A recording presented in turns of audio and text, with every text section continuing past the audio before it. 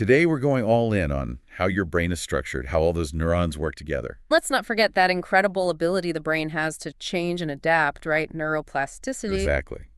Get ready to be amazed because we're going to try to figure out why humans love a Picasso, what baby chicks can teach us about art. And most importantly, how to tap into your brain's incredible potential.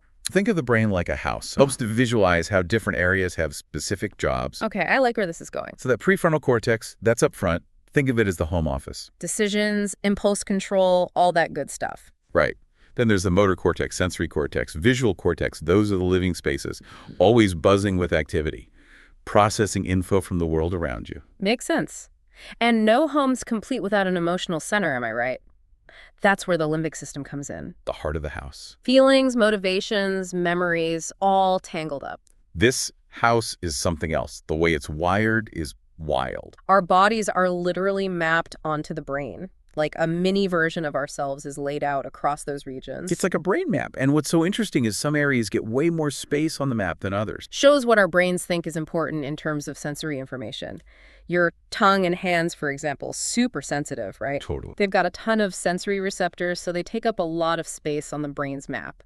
That's why the lightest touch can be so powerful, or why taste buds go crazy for certain flavors. True. Certain smells bring back memories. Exactly. Your brain's dedicated extra power to their senses. It makes you realize how powerful those small details can be. Okay, but the big question, what's the deal with our brains and abstract art?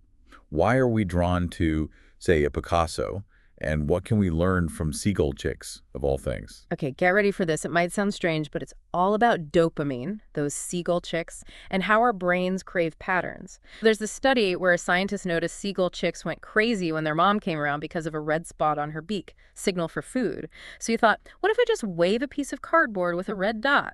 Chicks went nuts, couldn't tell the difference. He tried different patterns, and the chicks went bonkers for cardboard with 3 stripes like a super beak. It actually tells us something about why we might like abstract art. It's all about how our brains are wired to find patterns. It's how we understand the world, how we learn, how we survive. Imagine our ancestors trying to spot a lion hidden in the bushes. Those who were good at spotting patterns, those are the ones who lived. Exactly. So our brains are always looking for order in chaos. And when we see something like a Picasso, with all the shapes and forms, our brains light up with dopamine, that feel-good stuff. It's that moment of recognizing a pattern, the pleasure of finding order in chaos, not just about the art, but how our brains are wired to seek it out. So it's not that I'm pretending to get it. My brain is actually being rewarded for trying to figure it out. You got it. And it's not just art either. This dopamine-driven pattern recognition, it's happening all the time. Solve a puzzle, understand a complex idea, even navigating a new city. Your brain loves those bursts of reward. That makes a lot of sense. It's what keeps us curious, keeps us going. So dopamine's the brain's way of saying, hey, that was interesting, let's do it again. Exactly. And that brings us to a really important point. There are different types of pleasure, each linked to different brain chemicals and systems. We often think of pleasure as one thing, but there's actually a fascinating distinction between what we call anticipatory pleasure and then there's consummatory pleasure. And these two types of pleasure are closely linked to different neurochemicals and brain systems. Okay, I think I'm following. So it's not all just dopamine? So dopamine is the excitement of looking forward to something, and endorphins are the warm, fuzzy feeling you get while you're actually experiencing it. Let's say you're working on a challenging project. Dopamine is what motivates you to push through, to keep striving towards that goal. It's that feeling of, I'm almost there. But once you've completed the project, that sense of accomplishment, that feeling of calm satisfaction, that's more of the endorphin system at play. It's the brain's way of saying, good job, you earned this. That actually makes a lot of sense. I never really thought about it that way before, but I can definitely see those 2 distinct phases of pleasure in my own life. The anticipation, and then the experience itself. And both are crucial for learning and motivation. We're wired to repeat behaviors that trigger those reward circuits, whether it's the dopamine rush of anticipation or the endorphin glow of satisfaction. So we're hardwired to enjoy the journey and the destination. I like that. But this whole discussion about the brain's reward system makes me think about something we touched upon earlier, neuroplasticity. If our brains are wired to seek pleasure and repeat rewarding activities, does that mean we can consciously rewire our brains for the better? That's a brilliant question, and it gets to the heart of why understanding neuroplasticity is so empowering. Because the answer is yes, we absolutely can. This is incredible. So we're not stuck with the brains we were born with. Tell me more.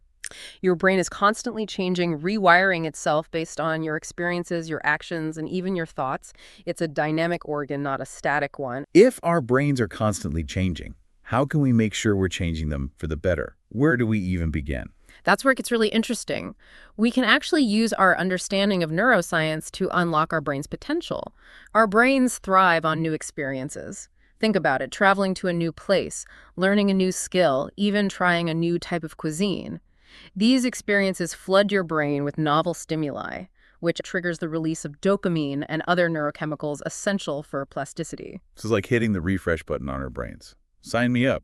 What else can we do? It's easy to fall into the trap of multitasking, thinking we're getting more done. But the truth is, when it comes to learning and neuroplasticity, attention is everything. It's like that saying, a jack of all trades is a master of none. Precisely. When you give your undivided attention to a task or a new skill you're trying to learn, you're sending a clear signal to your brain saying, this is important. Strengthen those neural connections. It's like exercising a muscle. The more you use it, the stronger it gets part. But if you're constantly dividing your attention, those signals get muddled, and those neural pathways don't get the reinforcement they need to grow stronger. So focus is like a superpower for our brains. Noted. I'm definitely guilty of trying to do a million things at once. I'll be making a conscious effort to be more mindful of where my attention is going. Any other brain-boosting tips you can share? Here's one that might surprise you.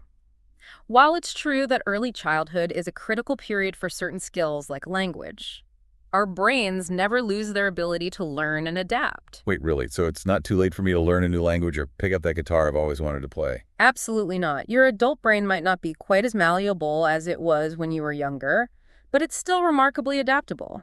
Remember, it doesn't like to waste space. If you're not actively using certain neural pathways, your brain will repurpose those connections for something else. So even though I might have missed out on certain critical periods for learning specific skills, it's not a lost cause. I can still train my brain to change and adapt throughout my life. Exactly. It might take a little more effort, a little more focus, but the potential is there.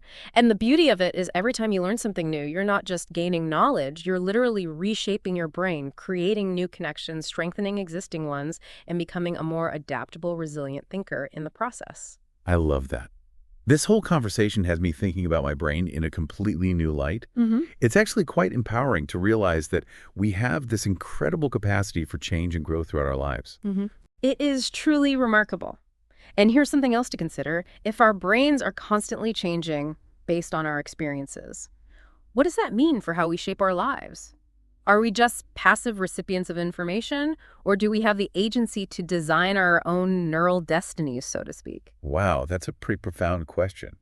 If we can consciously rewire our brains for the better, what are the possibilities? That's what makes this field of study so exciting. The more we learn about the brain, the more we realize how much potential we have to unlock.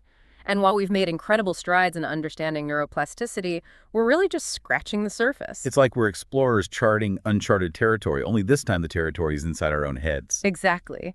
And who knows what amazing discoveries await us as we delve deeper into the mysteries of the human brain. So we've talked about how adaptable our brains are throughout our lives, constantly rewiring based on what we do and experience. If our brains are that changeable, especially early on, does that mean as adults we can completely rewire ourselves? The answer's a little complicated, like most brain stuff. While it's true our brains stay adaptable, the amount of plasticity does go down as we age. Makes sense. Remember those critical periods? Those times when our brains are primed for certain learning? Some of those windows do close up shop eventually, or at least get a lot narrower. So those neural pathways, those connections, they're like well-worn roads as we get older. Still work, but not easy to reroute. Think about it. When you're young, your brain's building everything, laying down the initial paths, the neural highways, super flexible then, but with experience, as you learn, those get more established, more ingrained, still adaptable, but tougher to make big changes. What about those amazing stories of people learning languages, new skills, even recovering from brain injuries when they're older? Those stories are incredible, and they really show us how resilient the human brain is.